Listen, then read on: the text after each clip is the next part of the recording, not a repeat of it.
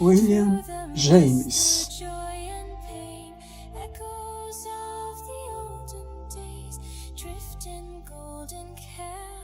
William James, neto de William, emigrado da Irlanda em 1789.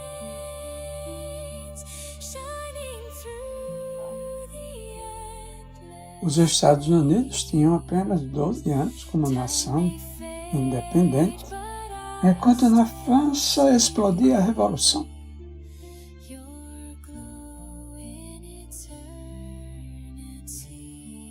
Filho de Henri, irmão de outro Henri, William James, nascido em 1842,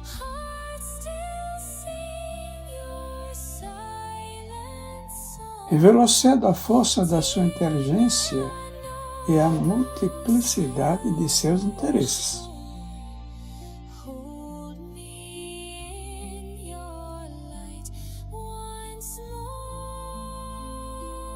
Tão amplos que o deixaram hesitante perante um leque de alternativas: arte, química, anatomia e fisiologia.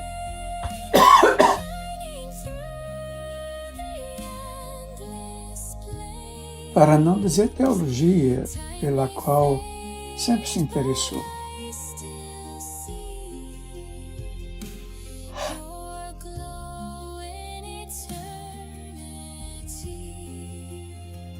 Na juventude, acompanhou Louis Agassiz na famosa expedição científica ao Brasil.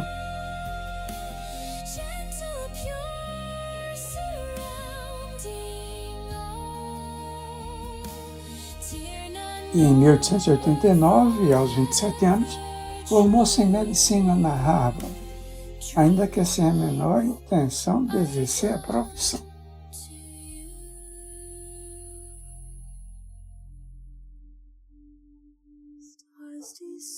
Tanto ele como o irmão, igualmente talentoso, e que se tornaria excelente escritor, dispunham de confortáveis recursos financeiros.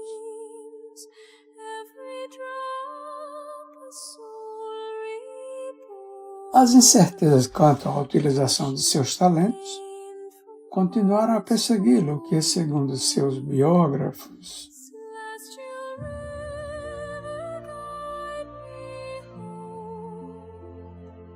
teria provocado nele frequentes estados de depressão, além da crise espiritual permanente, sustentada entre a busca, o desejo de crer e a dúvida.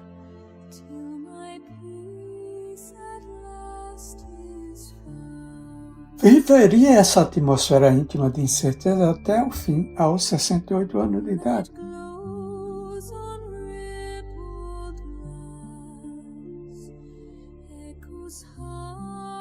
O artigo Impressões Finais de um Psiquista, originariamente publicado em outubro de 1909,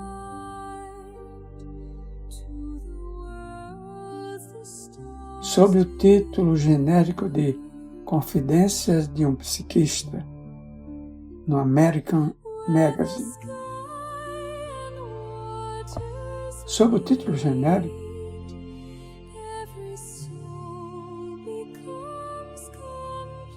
um ano antes de morrer. Ainda é o documento dúbio e hesitante.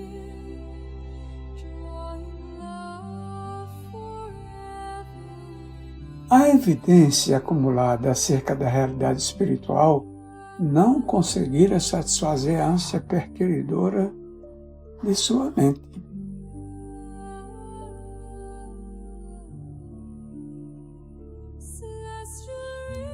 É duro acreditar, escrever, que o Criador tenha posto no mundo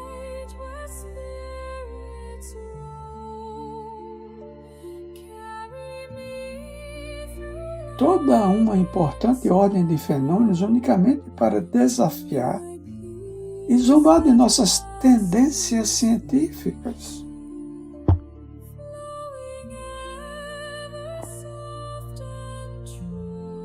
Tais fenômenos, a seu ver, escondiam avaramente uma realidade subjacente que ele não conseguira alcançar.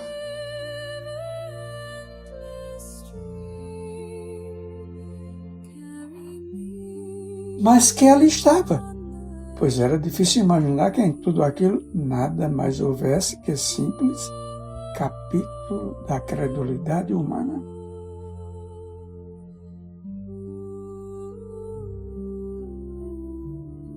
Aplicava o mesmo rótulo de vítimas do sentimentalismo simplista aos espíritas e aos cientistas.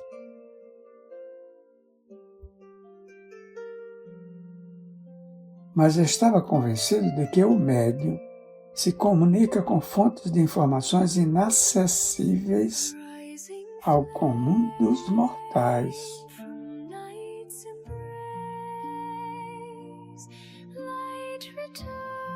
Lembra, a propósito disso tudo, a observação de um amigo pessoal seu que lhe dizia ser um tanto desonroso para ele, James,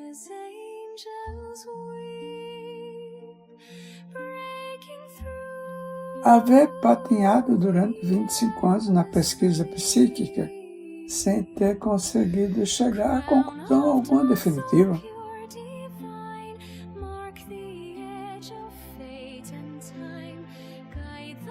O máximo que conseguia afirmar é que alguma coisa havia nos intermináveis relatos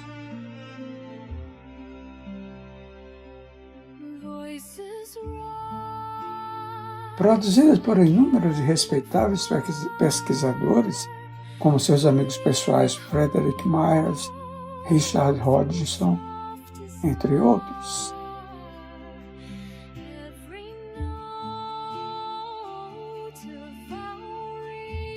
Era de fato melancólico. A um ano de sua própria morte, após tantos estudos, não ter outra coisa a dizer sobre tudo aquilo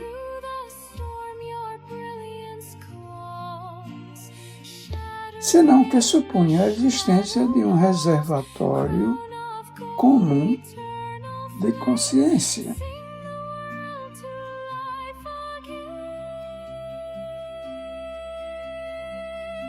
Do qual, infelizmente, nos separam tantas barreiras e dificuldades de entendimento.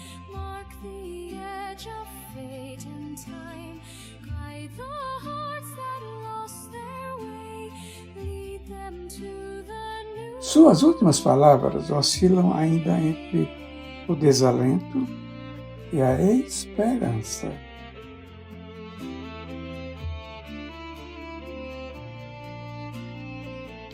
A ciência havia apenas arranhado a superfície dos fatos ditos psíquicos, disse.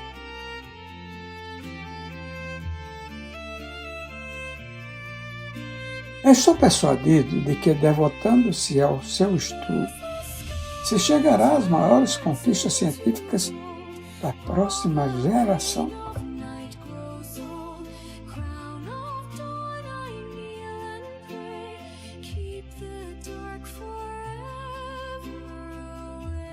Tanto o desalento como a esperança eram legítimos nele.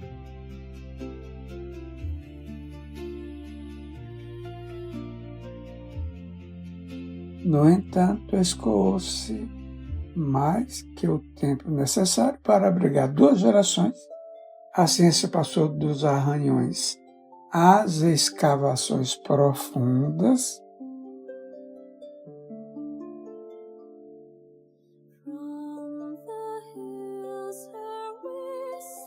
mas continua incerta, mais negando do que afirmando, ainda hesitante, tal como William James já deixou há cerca de 80 anos.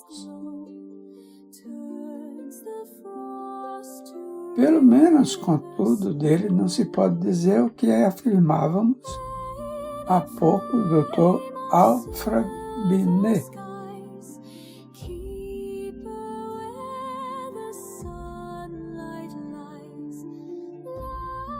O professor William James pesquisou realmente o fenômeno nos livros e no estudo de seus contemporâneos.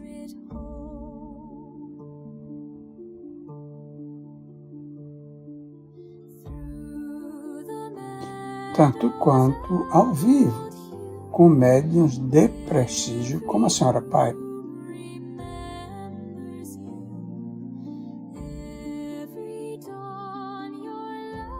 Sintomaticamente, a introdução à tradução francesa de um dos seus livros, sob o título Études et réflexions d'un psychiste,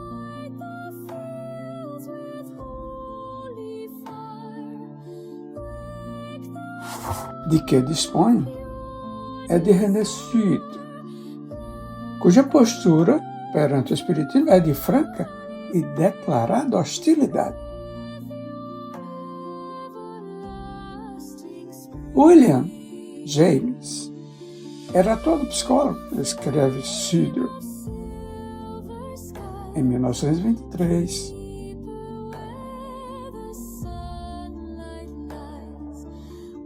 E assim como a psicologia o impediu de subscrever as teorias tão ingênuas do materialismo, ela evitou que ele se tornasse espírita.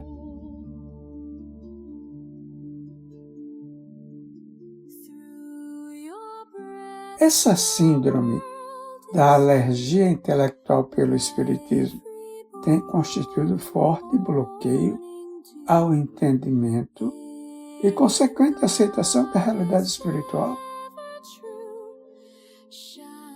Afinal de contas, não é preciso tornar-se espírita só porque se admite a autenticidade de fatos.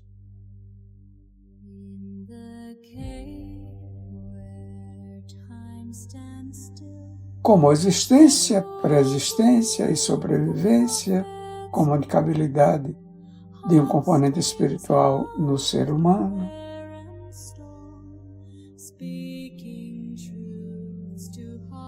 seja qual for a terminologia utilizada para caracterizar.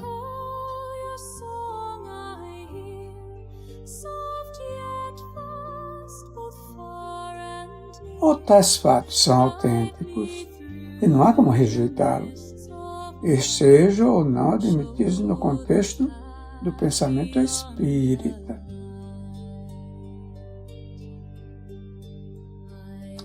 Ou constituem insustentáveis fantasias indignas da atenção da ciência.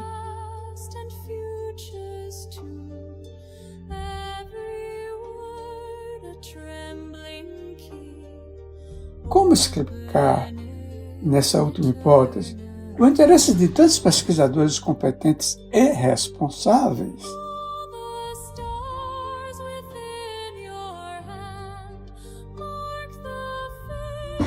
que produziram, aliás, considerável volume de documentação de suporte?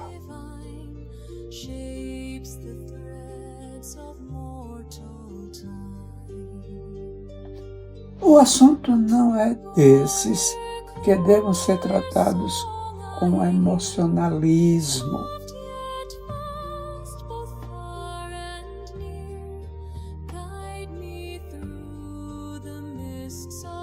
Ou por que não se tenha dedicado a ele com a atenção devida.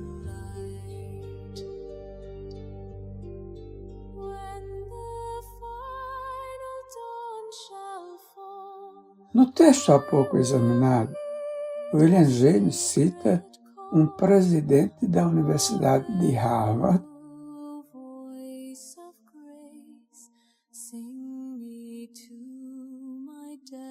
para o qual não há pior mentira do que a verdade mal compreendida.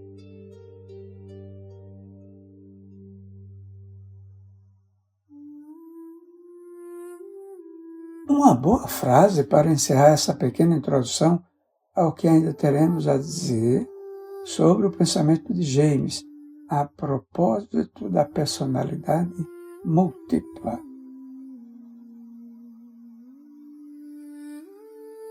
Antes disso, porém, uma pergunta que deixo com o leitor.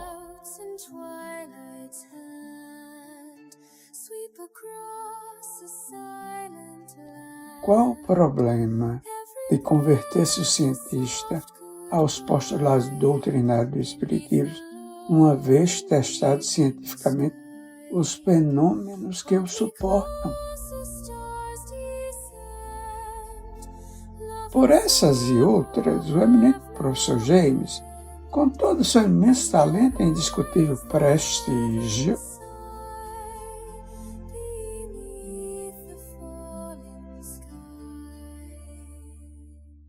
deixou-nos testemunho dúbio, hesitante, quando não contraditório quanto ao aspecto da realidade espiritual.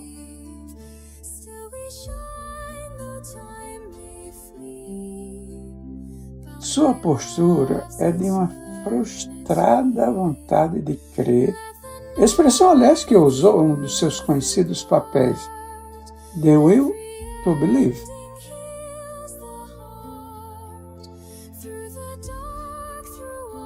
Em 1909, pouco antes de escrever suas reflexões finais, declarou, em conferência em Oxford,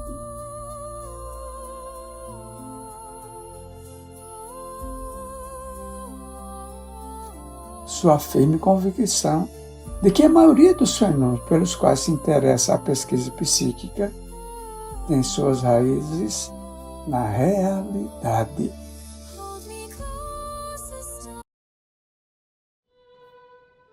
Mas, como vimos, o documento final retoma a linha negativa ao declarar improvada a hipótese espírita.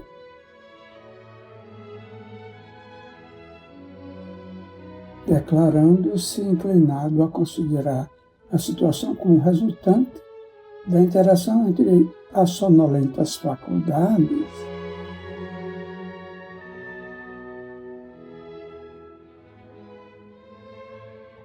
em ação na mente do automatista e o meio cósmico de outras espécies de consciência capazes de trabalhar com elas.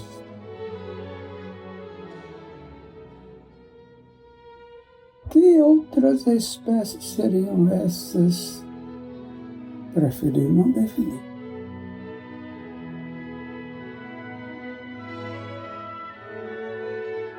Enfim, mais um exemplo da dramática resistência à admissão da realidade do espírito.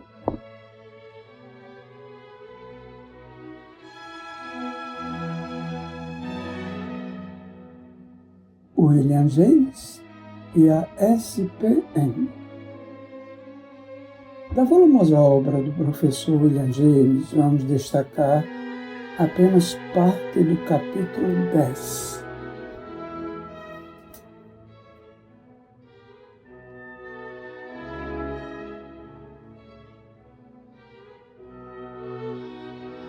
The Consciousness of Self, consciência do eu e, neste modo, The Mutation of Self, as mutações do eu.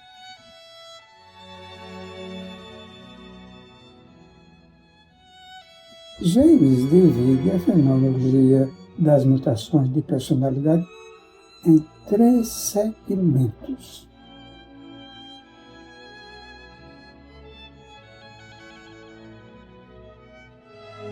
1. Ilusões insanas. 2. Seres alternantes. E 3. Mediunidade ou possessão.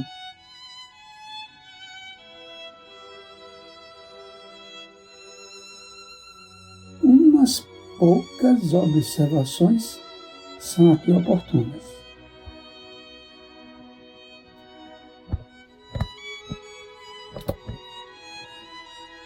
Podemos depreender do simples enunciado da classificação que o Dr. Júlio não considera as alternâncias de personalidade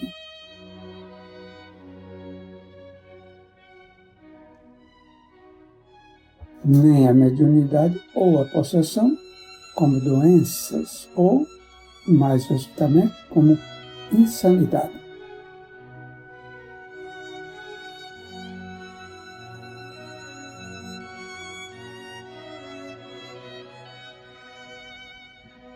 de vez que a esta dedica segmento próprio, que começa com longa citação de Ribot.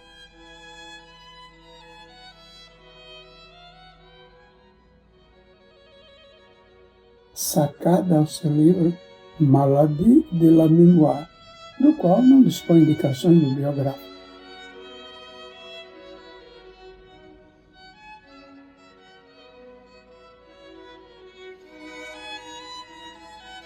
A segunda observação é de que o autor considera a mediunidade em conjunto com a possessão.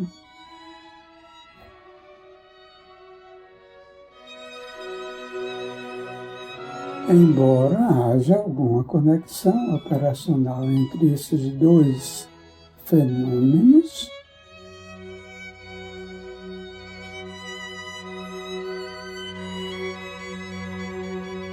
porque a possessão também exige componente mediúnico na vítima,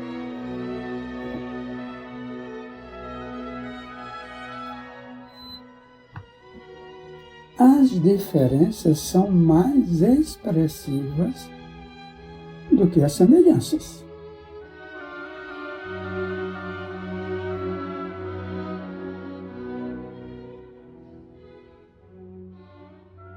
Para estudarmos melhor esse aspecto, teríamos de fazer uma ampla digressão.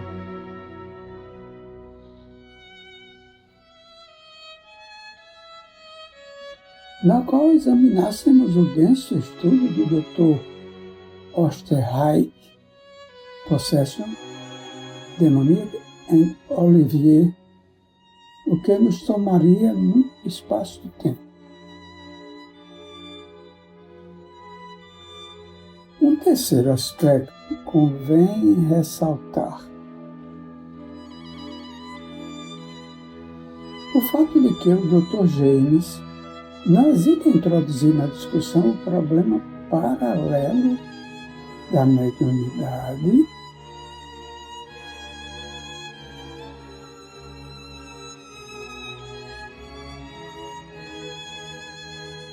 que muitos de seus colegas cientistas interessados na psicologia em geral, ou no vetor específico da personalidade múltipla,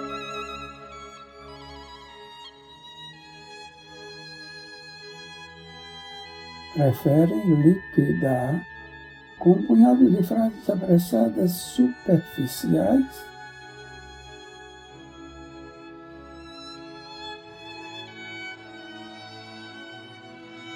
quando não se decidem por ignorar o problema de tudo.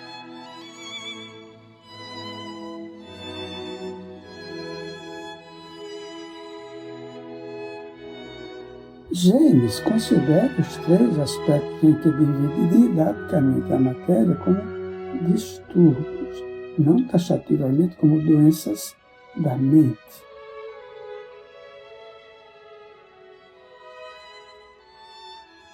Sua expressão é alterações no ser pensante.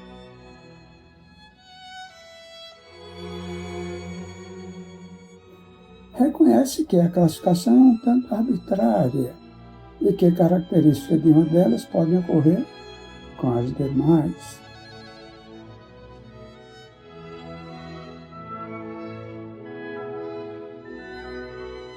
Muito elegante, contudo, é a sua confissão de humildade ao declarar honestamente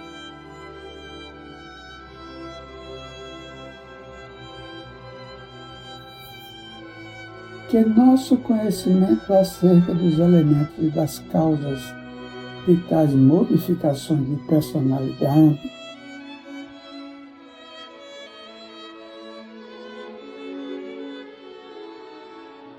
é tão escasso que não deve ser atribuído nenhum significado profundo à divisão em tipos.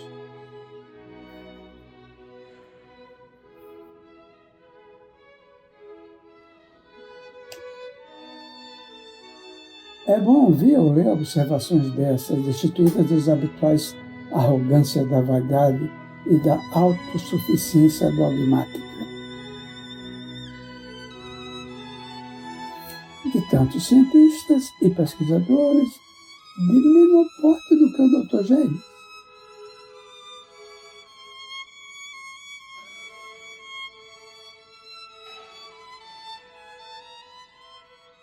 Quanto ao fenômeno das personalidades múltiplas, alternantes, nas suas fases mais simples,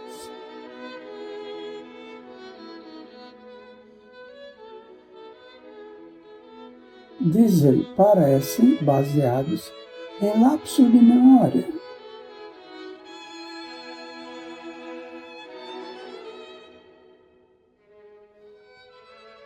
Tais mudanças ocorrem quando, por exemplo, uma pessoa se torna inconsistente ao esquecer seus compromissos.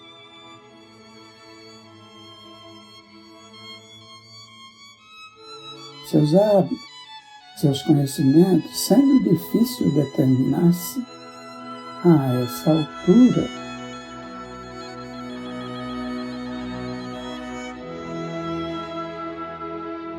Até onde e como está afetada a pessoa, a ponto de dizer-se que a sua personalidade mudou.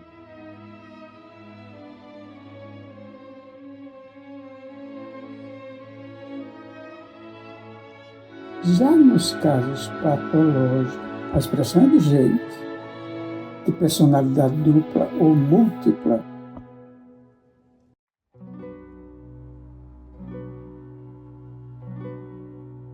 o lapso de memória é abrupto, usualmente precedido de um período de inconsciência.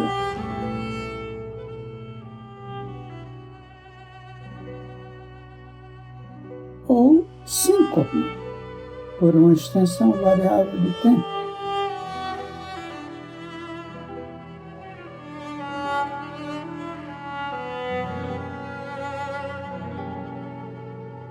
É, no mínimo, imprecisa a expressão de que os fenômenos dessa natureza sejam baseados em lapso de memória.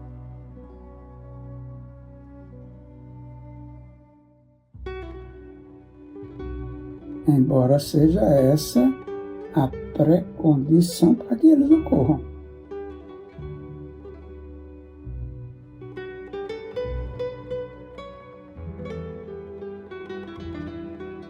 A ausência de memória, ou mais precisamente da consciência, como vimos,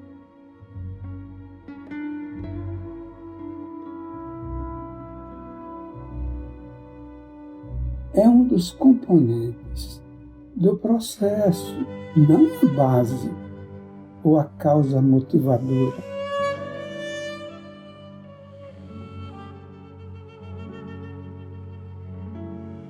O que acontece é que, para poder assumir os controles psíquicos da personalidade invadida,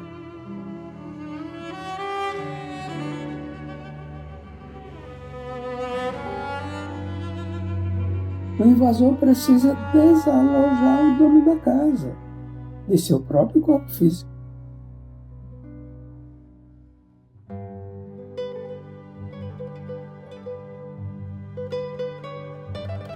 Ao ser expulsa, a personalidade ali residente leva consigo seus arquivos.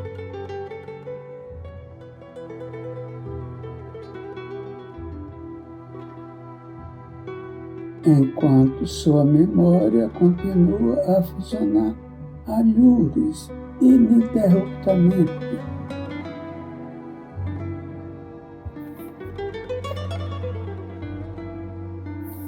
Sem dispor, contudo, de condições para fazer fluir os comandos mentais pelo cérebro físico.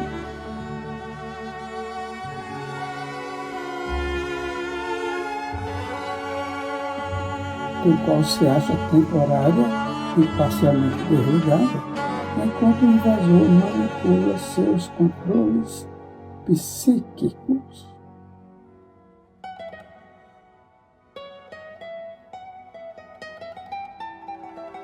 Tanto é assim que, ao reassumir tais controles, A consciência, consequentemente, a memória,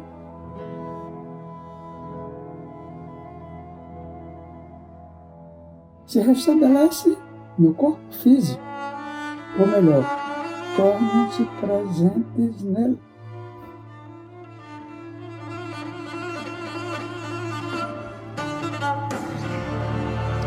Não é, pois, o lapso de memória ou de consciência a causa geradora do fenômeno da alteração da personalidade.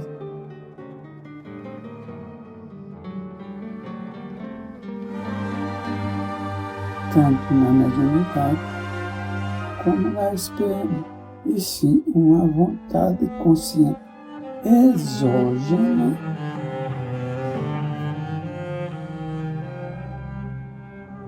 estranha à da personalidade invadida e que se impõe a esta, toma-lhe o corpo e o opera como se lhe pertencesse.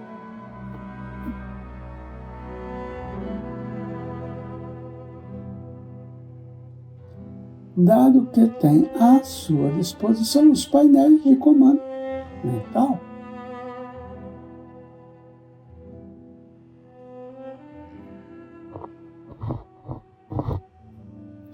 estudo que ainda não se fez com a necessária profundidade é o de pesquisar com a técnica da regressão hipnótica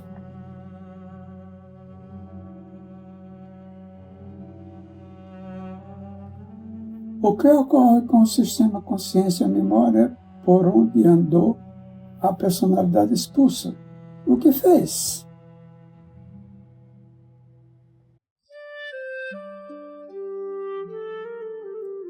Viu e pensou durante o tempo em que esteve bloqueada ou afastada do corpo físico.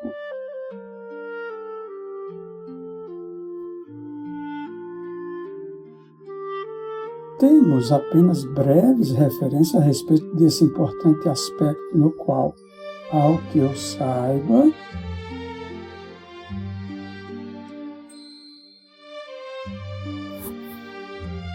ninguém se deteve tempo suficiente para questionar e aprender com os fatos observados.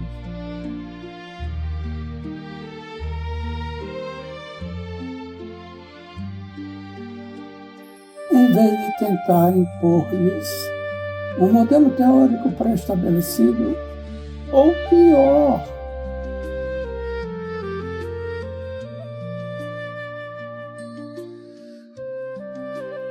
simplesmente ignorá-los porque não se enquadram na hipótese dominante da cisão da personalidade.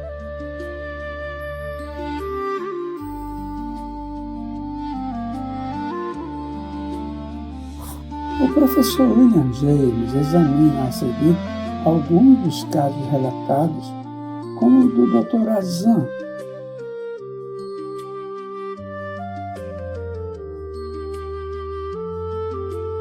o Dr.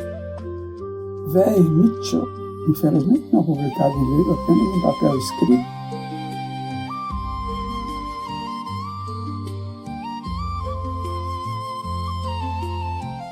para Transaction of the College of Physicians of Philadelphia, em 4 de abril de 1888.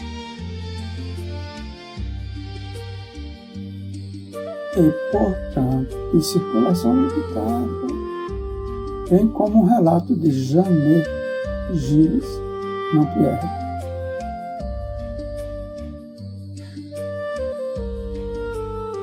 Também publicado em revista especializada, a Revue Scientifique, de 19 de maio de 1888.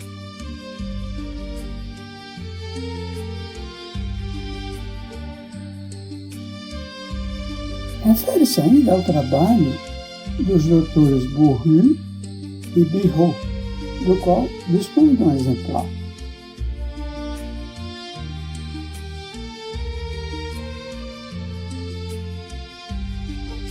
Deixaremos para examinar esses e outros documentos mais adiante.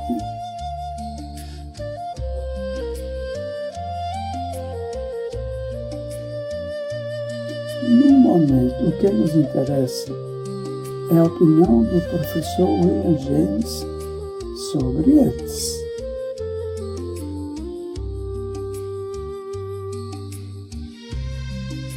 Há, contudo, uma frustração à espera do leitor interessado em conhecer tal opinião.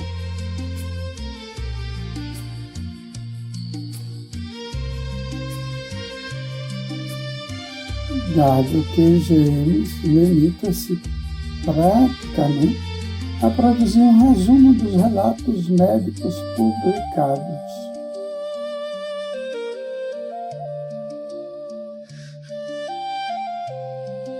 Alguma coisa, porém, ele diz no módulo seguinte, sobre mediunidade e possessão.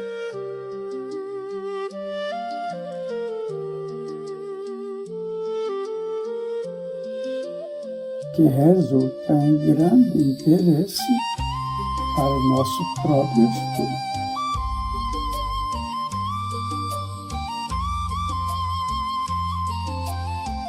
Para o Dr. James, ocorre, tanto na mediunidade como na possessão, uma invasão.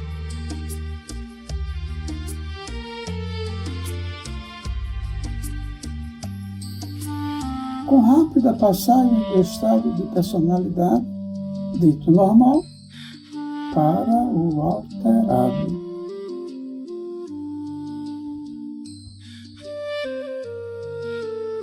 Sendo que a duração desses estados é breve, de uns poucos minutos a algumas horas.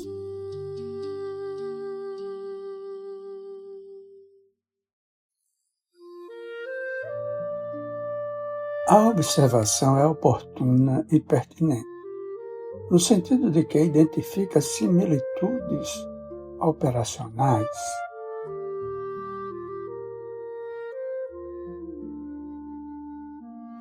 Que de fato existem entre os fenômenos mediúnicos de incorporação e os de personalidade múltipla.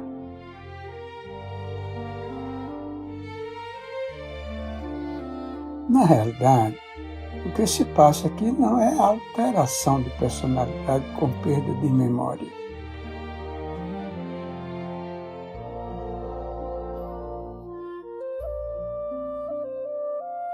Mas perda de consciência decorrente da invasão ou acoplamento de personalidade estranha ao psiquismo do sensitivo ou médium.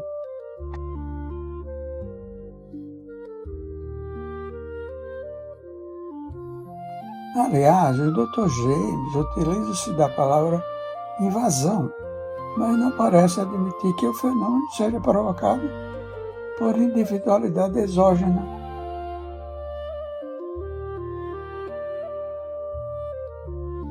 E acrescenta, durante essa consciência secundária, o sujeito fala, escreve ou se movimenta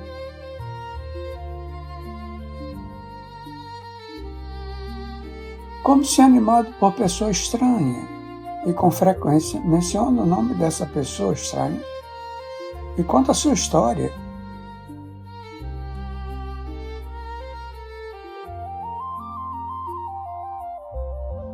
Usualmente, essa pessoa estranha se diz espírito de um morto.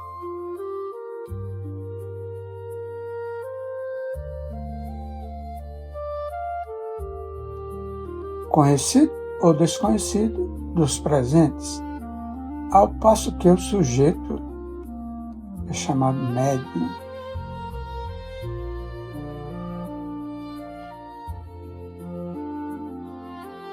E conclui, a possessão mediúnica em todos os seus níveis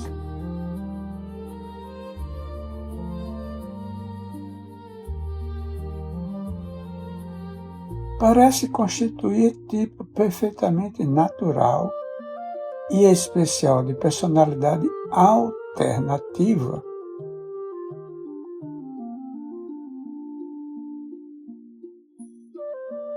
E a suscetibilidade a ela em diferentes modalidades não constitui de maneira alguma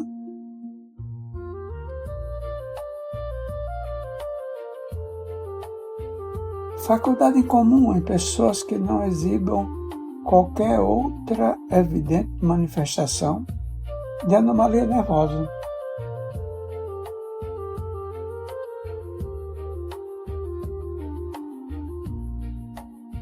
Como se observa, a linguagem do Dr. James é às vezes um tanto obscura e, além disso,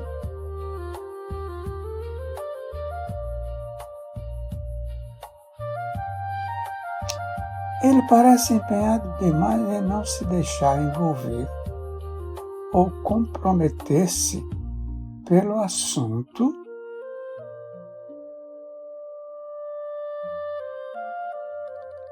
reconhecidamente controvertido, quando não polêmico.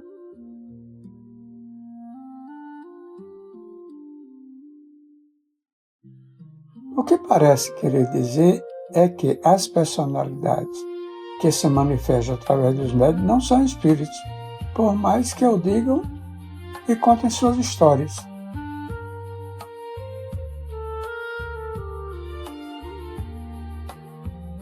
Diz mais o eminente professor que a faculdade de produzir tais manifestações pode ocorrer em pessoas perfeitamente sadias e normais,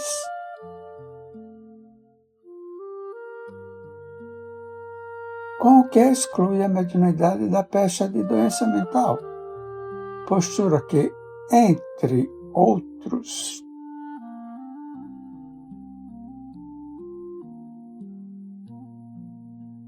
lhe atribui o ilustre Dr. Charcot e que muitos ficaram a repetir sem apoio experimental ou documental confiável.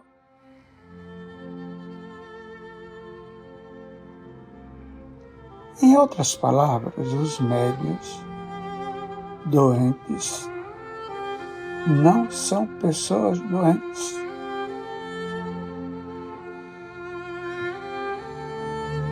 Há, contudo, no professor William James, elevado teor de honestidade profissional.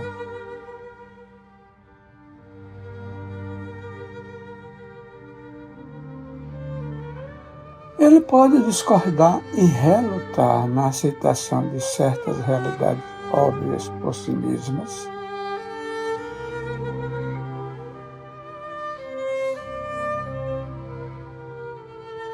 duvidar e criticar a pobreza das mensagens mediúnicas, mas observa com dignidade.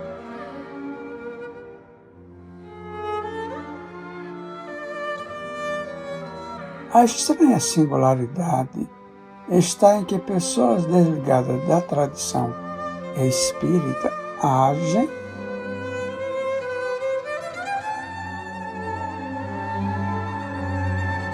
com frequência da mesma maneira quando em transe.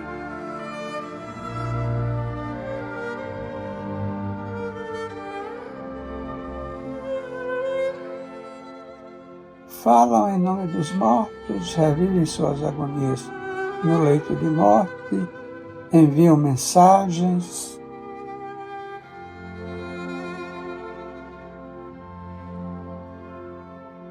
Sobre a felicidade de que gozam no mundo póstumo e descrevem doenças dos presentes.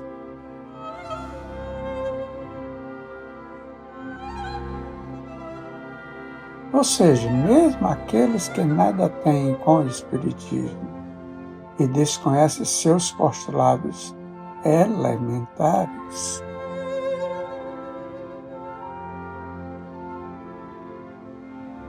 podem ser dotados de faculdades mediúnicas operativas.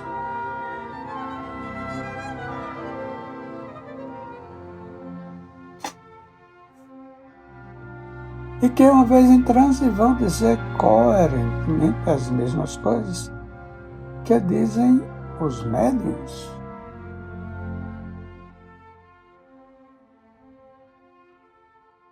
Ou melhor, os espíritos através dos médiuns praticantes no ambiente espírita.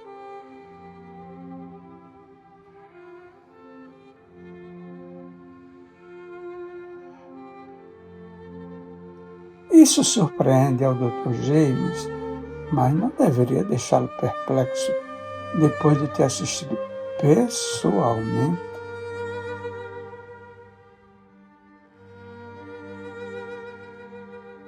Há tantas manifestações através de médiuns competentes, corretos e honestos, como a senhora Piper.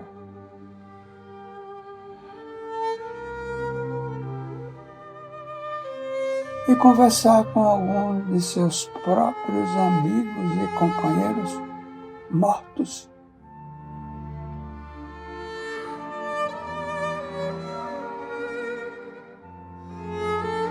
Bem como com parentes seus e de sua mulher.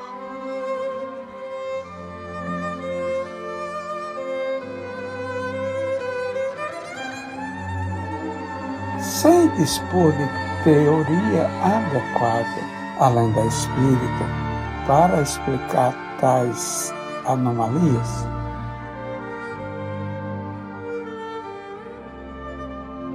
o professor escreve com a sua já demonstrada humildade.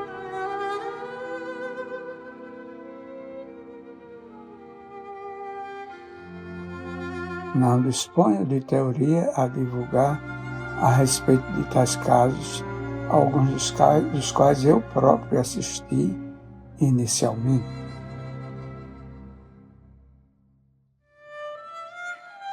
Estou convencido, depois de amplamente familiarizado com os transes de um médium, refere-se à senhora Piper,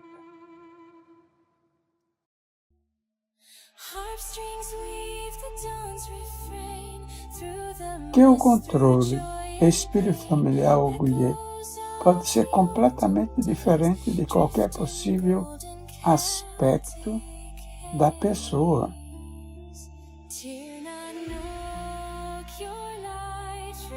O destaque é de James. As observações entre parênteses são minhas.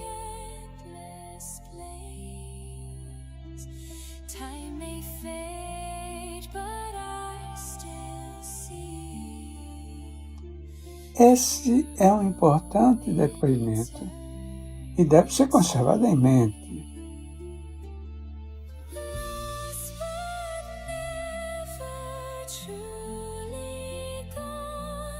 Não apenas no estudo desapaixonado da mediunidade, mas dos casos de personalidade múltipla.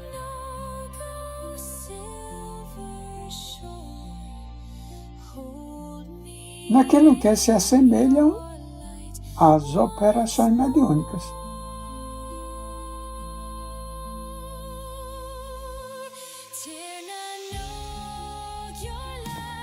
De fato, ambos os fenômenos têm em comum aquilo que costumo denominar sematologia do transe.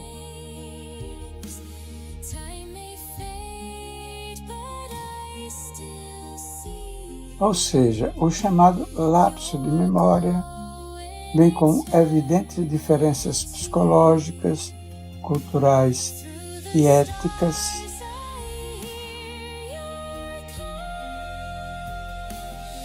de uma personalidade para outra, entre si mesmas e entre elas e a pessoa afetada, seja esta considerada histérica ou médium.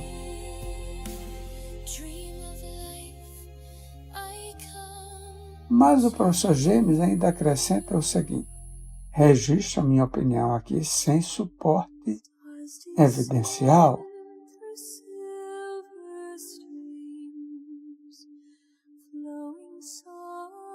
Não naturalmente, para converter quem quer que seja ao meu ponto de vista.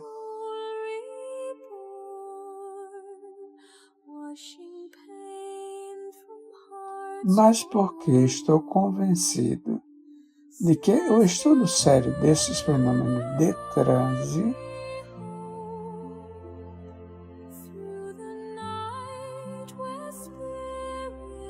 constitui uma das maiores necessidades da psicologia?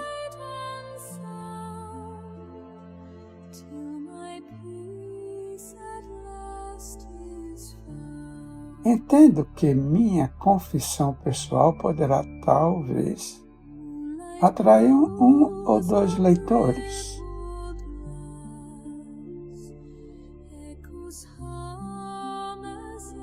Para o campo que o cientista usualmente se recusa a explorar.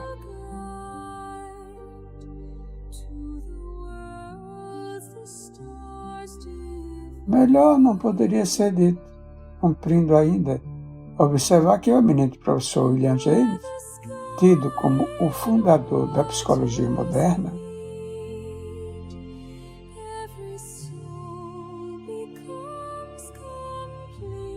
não coloca o fenômeno mediúnico como lamentável trapaça ou ridícula crendice.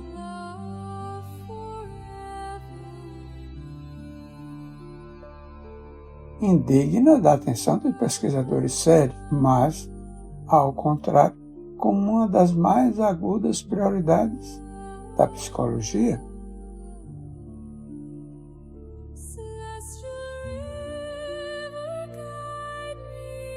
Para justificar essa postura, na qual, obviamente, jogou seu prestígio acadêmico e científico,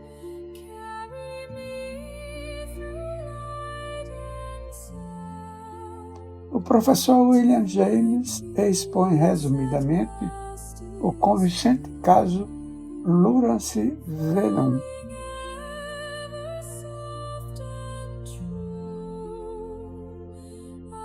Vale a pena examiná-lo mais detidamente, é o que faremos a seguir.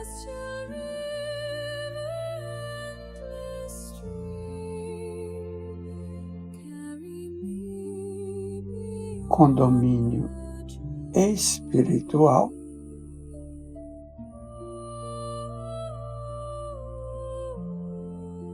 Hermínio Miranda.